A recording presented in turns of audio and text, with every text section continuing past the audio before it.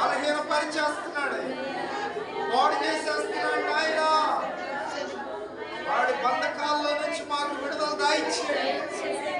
వాడి యొక్క ఘోరమైన ప్రతి విధమును బట్టి నాయన మాకు విడుదల దాయిచ్చేయండి.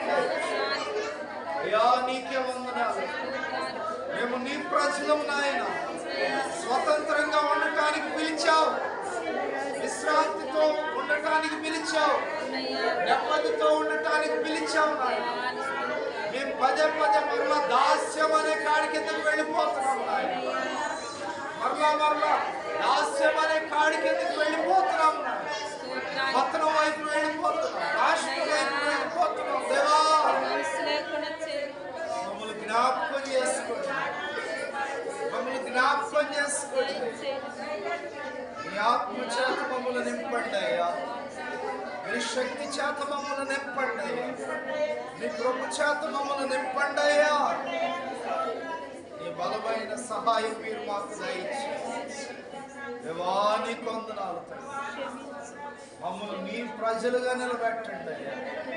సాతాను కాడి కింద నలిగిపోతున్నాం. వాడు మా మెడలు వంచేస్తున్నాడు నాయన. నీతో నిలబడకుండా చేస్తున్నాడు, నీలో నడవకుండా చేస్తున్నాడు అయ్యా. వాడి కాడి కింద నుండి మమ్మల్ని తప్పించండి అయ్యా. నీ ప్రజలు నిన్ను ఆరాధించకుండా ఐగుప్తీయులు ఎంత కఠినముగా తండ్రి వారి మెడల మీద భారం పెట్టారు నాయన. నీ ప్రజలను కూడా నిన్ను ఆరాధించకుండా, నీ సన్నిధికి రాకుండా, నీ మందిరానికి రాకుండా నాయన వాడు కూడా ప్రతి ఒక్కరి మెడల మీద కాడి పెట్టేశాడు నాయన. ఆ కాడి విరగొట్టండి. ముసలమ్మ అనే కాడి, నిర్లక్ష్యం అనే కాడి, బైబిల్ లేని స్థితి అనే కాడి యేసు నామములో నీవే నాశనం చేయండి.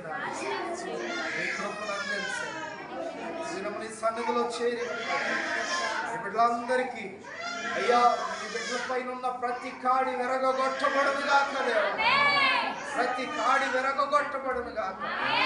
పాపపు కాడి నాయన, చీకటి మోపిన ప్రతి కాడి, లోక సంబంధమైన ప్రతి కాడి నీ ముందు నిలబడకుండా, నీ యందు స్థిరపడకుండా, నీ మీద విశ్వాసం లేకుండా నాయన వాడు పెట్టిన ప్రతి కాడి నాయన ఈ సమయంలో విరగొట్టబడును గాక దేవా.